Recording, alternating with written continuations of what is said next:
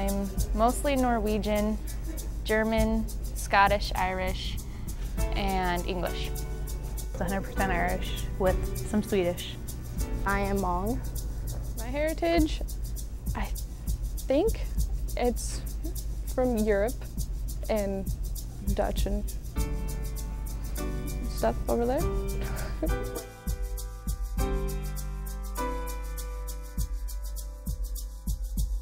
I'm a quarter Blackfeet and I'm almost half Crow. And the others are like Mexican and French and Spanish. I'm half Indonesian and quarter Russian, quarter German. There's no one true definition of what a Montanan is.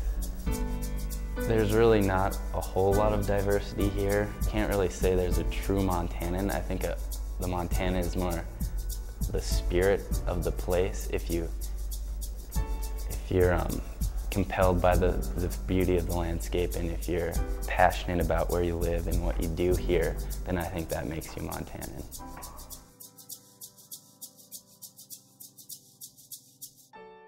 Montana has witnessed the movement and settlement of peoples since humans arrived here. Indian tribes moved in and out of the country. Afro-American and Chinese settlers populated early Montana towns and then departed. Hutterites established religious communities and agricultural colonies. Take a look at Montana history by studying why different ethnic groups migrated to Montana through time and documenting if they stayed. You will learn a lot. For instance, examine two 20th century migration patterns: the arrival of Mexicans into the Yellowstone Valley and Hmong refugees into western Montana. Sugar beet production drew Mexican workers to Montana. The Hmong sought refuge from Southeast Asian conflicts in the 1970s. Nevertheless, Montana in the early 21st century encounters a much less diverse population than it did 100 years ago.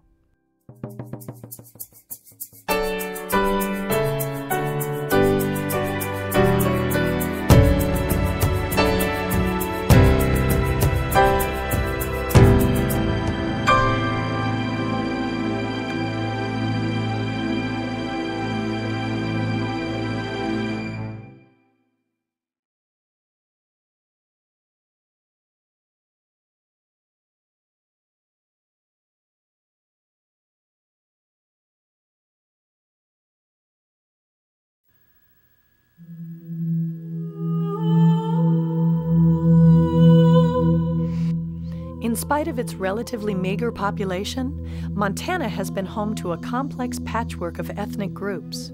In the early part of the 20th century, the state's diversity was great, actually greater than it is today, owing in part to the large number of German, Irish, and Scottish miners, Scandinavian and Eastern European homesteaders, and Mennonite, Hutterite, and Amish groups who established prosperous colonies in the state.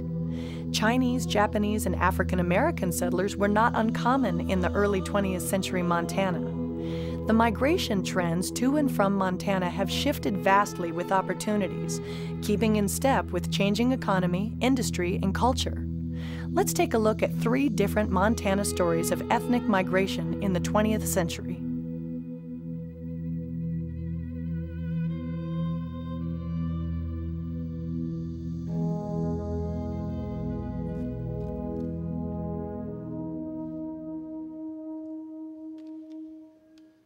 One reason why Red Lodge is such a unique town and a welcoming town is because it has had 100 years of tolerance, and not just tolerance but celebration.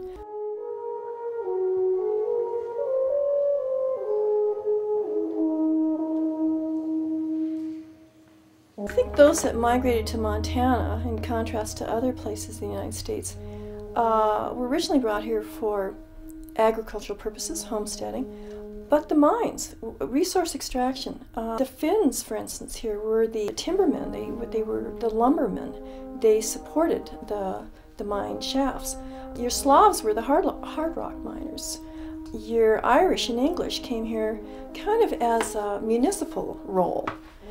These people were hard workers, laborers or farmers or ranchers. They came from a very working class, agrarian type of background.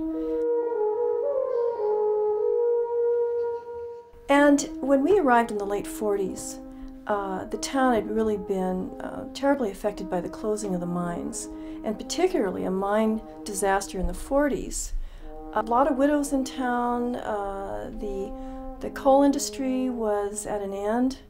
We were trying to start a new tourism industry here to Yellowstone Park. The town was so disheartened and needed some economic development.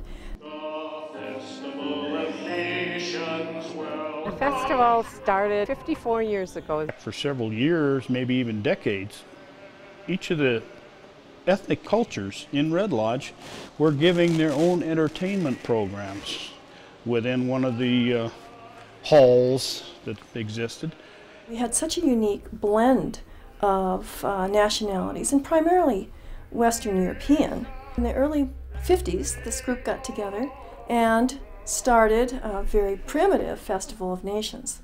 These were working class people. They had their own cultures with their own instruments, their own food.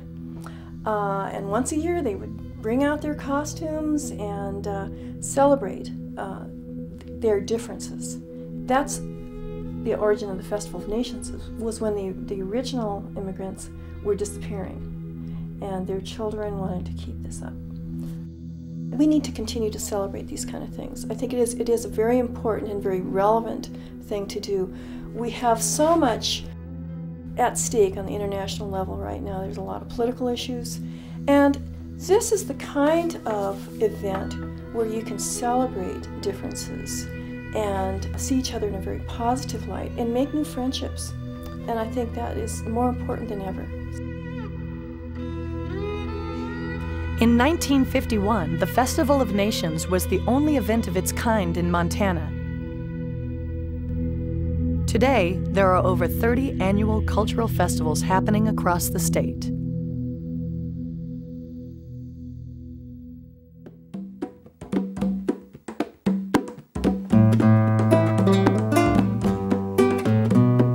In Billings, you have the north side and the south side, and the Mexican people were put on the south side.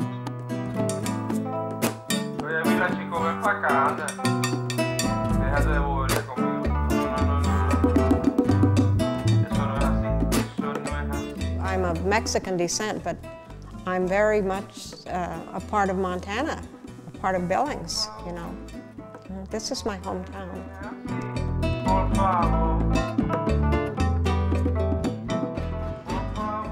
Long before Montana became a state, Hispanic explorers, trappers, miners, and vaqueros were among the first non-natives to visit the region. It wasn't until the 1920s that Mexico's dramatically increasing population and an expanding western U.S. economy persuaded missions to seek work across the border. By 1930, more than 1,000 Mexicans and Mexican Americans had come to the Yellowstone Valley.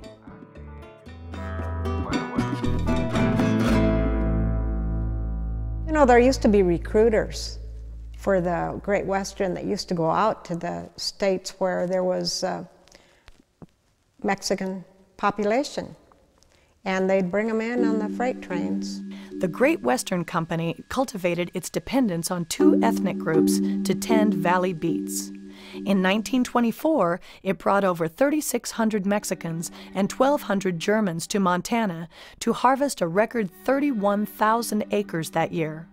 77% of the German workforce remained in the Billings district that winter. Of the Mexican workers who faced more discrimination and less acceptance, only 25% stayed on through the winter. My father worked in a hotel in Salt Lake City. That's where he was recruited. The Mexican men, most of them played some sort of musical instrument, and they would have Mexican dances.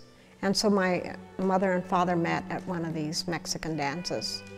In attempts to encourage Mexican workers to winter over in Montana, the Great Western Company invested improvements in the Billings colonias, which housed 42 Mexican laborer families.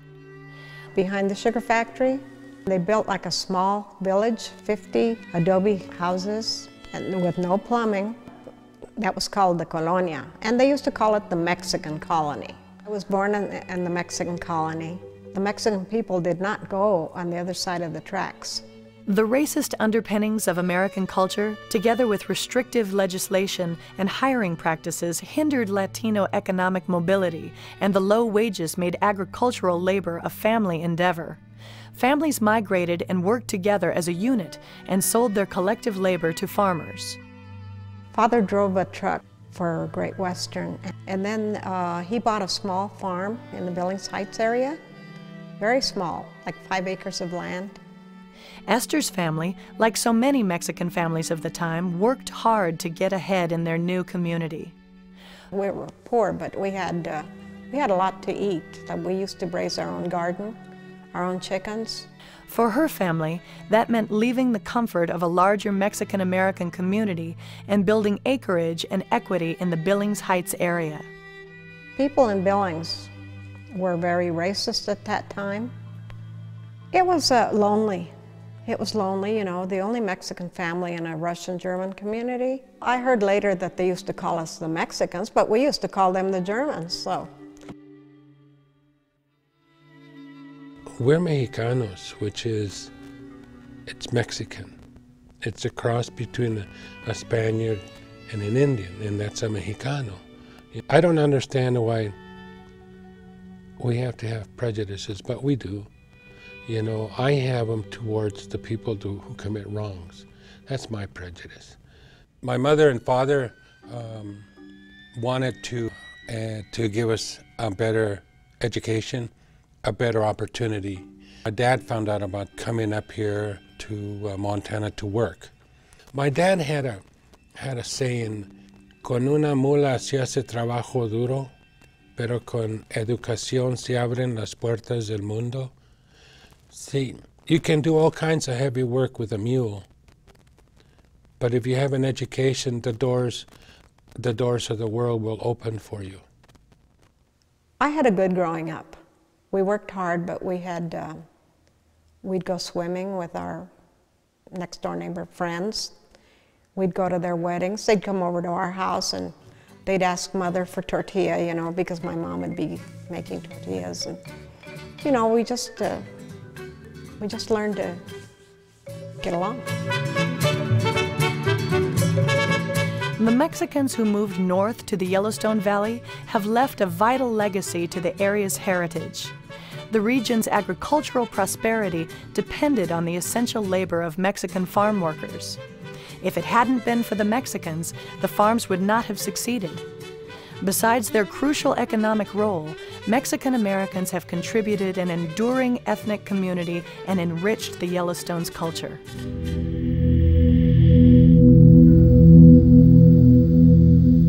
When people ask me what country I'm from, I'm like the big sky country. That's where I'm from.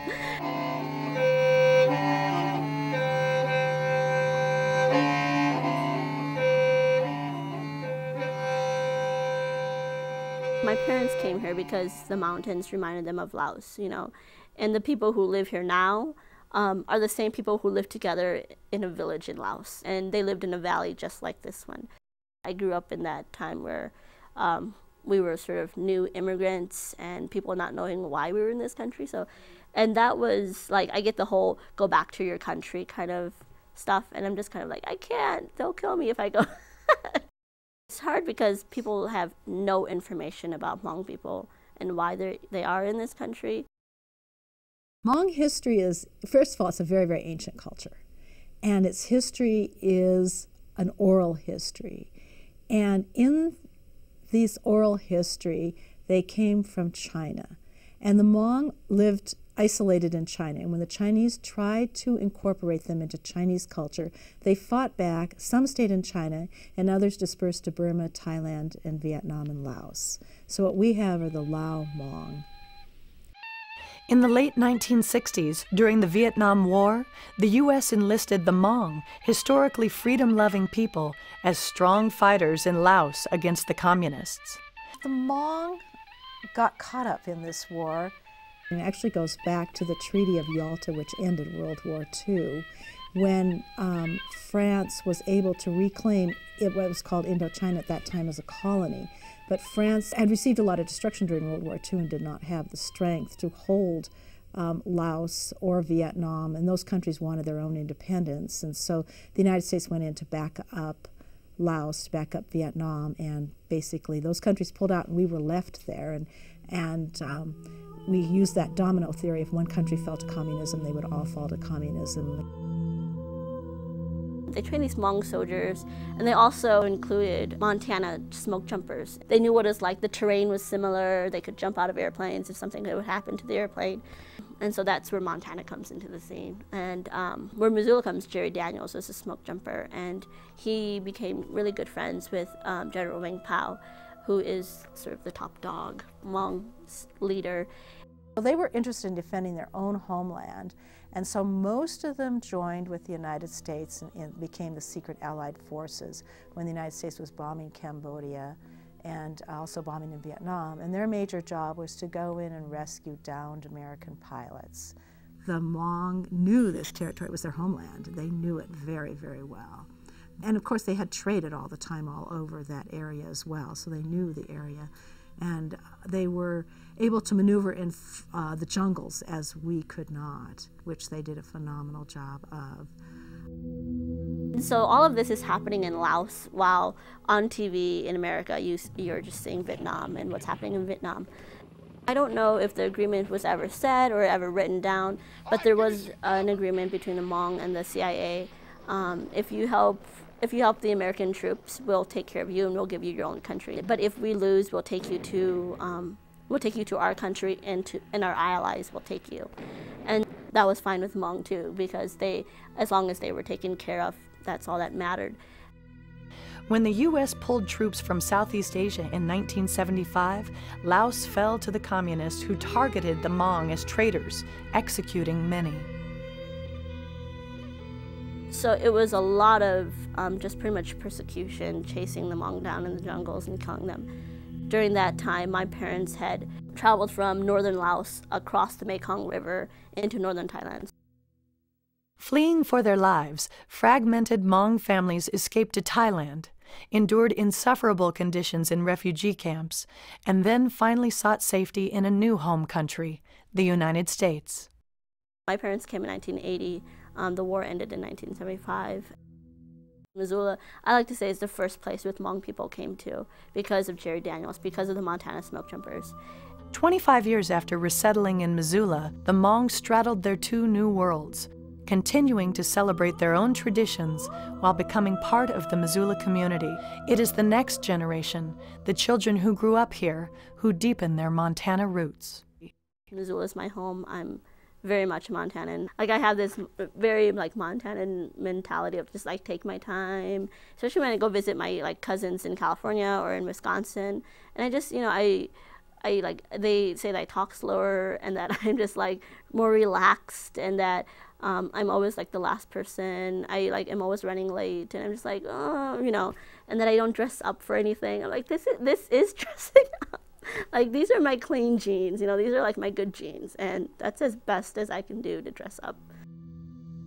It takes a long time for two cultures to come together and to comprehend each other, because I know for me, the more I learned about the Hmong, the more I knew I didn't know.